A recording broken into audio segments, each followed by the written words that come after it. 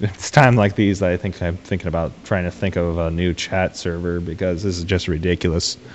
Anyways, if you want to continue where you left off, Pastor, let me try to see if I can find the question here. Okay. And back up just a little bit. Backing up. Sorry, 1 second, folks.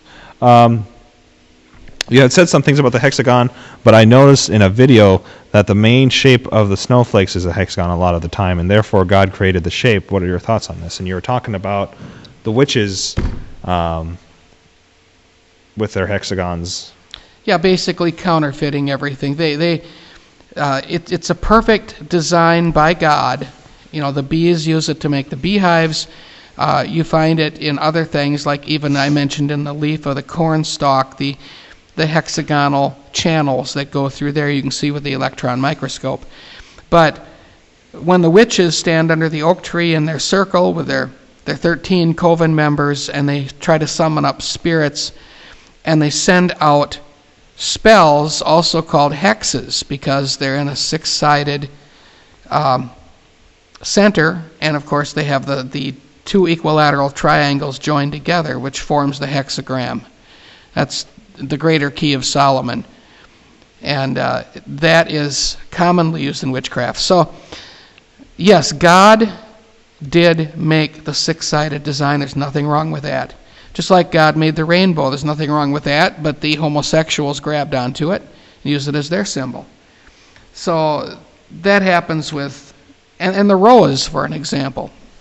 When you look at the beautiful rose of Sharon, it's a type of Jesus Christ himself. But yet, in the occult, when Dr. Adam Weishaupt formed the Illuminati in 1776, he chose two words as passwords to get into his meetings and into his realm. And those words are Ewige Blumenkraft, which is German. Ewige means eternal. Blumenkraft means flower power. So his passwords were eternal flower power. And his symbol, one of his symbols was a rose, from which came the order of the Rosicrucians to the Rose Croix. The rose meant secrecy. In fact, when you look at these old Roman Catholic cathedrals, you see that their confessional booths are always made of oak, which is the wood of the witches, and by choice. And then there's always a rose carved above the door into the woodwork, because it meant secrecy. That what you tell that priest will go no further. Ha ha. Okay? I'm sure these priests got together and really had quite a time with that. But when you said something and you said, I'm telling you this under the rose, it meant this is top secret, under the rose. Isn't that interesting? In Washington, D.C., we've got a White House with a rose garden where the president frequently takes people out when he wants to tell them something privately. So, God made all of these things, but they've been corrupted by the occult. And the great insulter of God, the great counterfeiter and blasphemer, Satan, uses these things. But in and of themselves, intrinsically, there's nothing wrong with a six-sided design. Okay. Alrighty, well, hopefully that answered the question for you there. A couple ladies wondering about hexagonal quilting. Oh yeah, the hexagonal quilting. Is that okay to?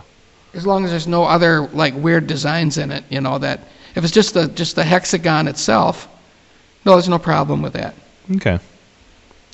All right. Well, hopefully that answered your question there, and that quilting question. We're going to go ahead and we're actually going to go. I had a special request, and I'm going to go ahead and do this. We're going to go back to an archive question here from last week because there's a couple of people that desperately want to hear this one. I don't do this very often, but I try to stick to my schedule. I'm a guy of scheduling, but we'll do it this one time. Grateful One from last week has a two-part question. The first part is, when the Lord created Lucifer, did he allow a space in Lucifer to exist for iniquity to form, knowing that it would form and thus be used in his overarching plan? Okay. I think that we can look at this objectively and scripturally. Actually, it's a very good question. From what I can see in the scripture, Lucifer was created in perfection. There was no capacity in him, built within him, for evil. But when you look at evil in and of itself, looking at all around the world, all the evil that's in this world, and it is saturated. Where did it begin? I was on the university campus in Madison, Wisconsin, UW, Wisconsin, and I used to teach there with different Bible groups that would gather together and ask hard questions. And I was pretty young at the time. And that was one of the things that came up. What is the origin of evil? How can you say what's evil? Evil is relative. Some people think certain things are evil, others don't, and so forth. The origin of evil has an explanation. And the Bible tells us where it came from in Ezekiel chapter 28. It says of Lucifer, "Thou wast perfect in all thy ways until iniquity was found in thee."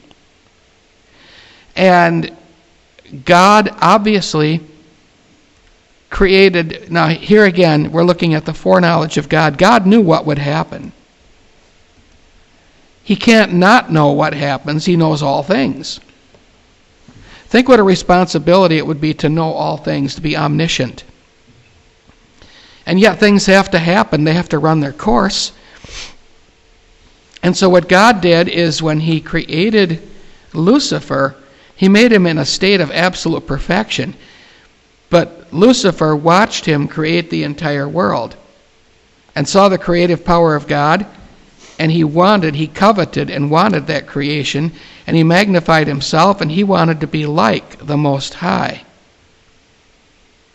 And that's impossible. So he was thrust out and cast down to the earth, cast out of heaven. So we know that he was perfect. Iniquity was found in him. He is the origin. It began with him because he exercised his free will. God built free will into the angels. They could say no, they could leave, they could rebel. They did, many of them, 1/3 of them. Because in order to have love and devotion, you have to have free will. If a man would marry a woman and she has to marry him because he's forcing her to marry him, there's no love there.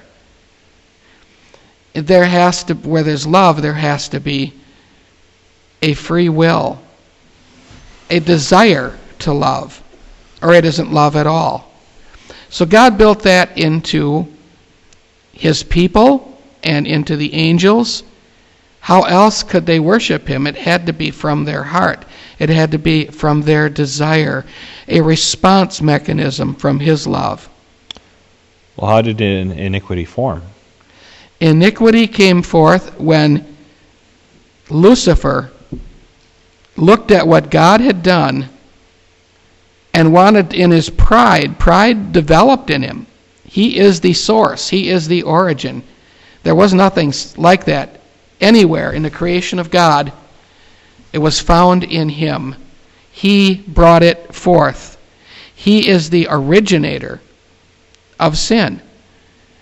He wanted what God had done. His thoughts, his free will, shifted over to rebellion to seize upon whatever he could get a hold of. And that's exactly what he did.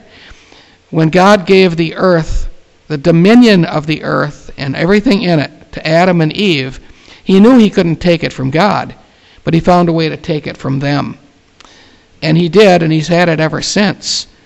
Although the earth is the Lord's, Satan is the great thief who stole it by deception.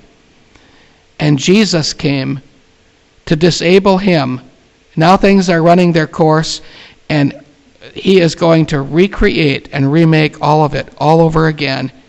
And there won't be any Lucifer or Satan to rise up and cause any more trouble.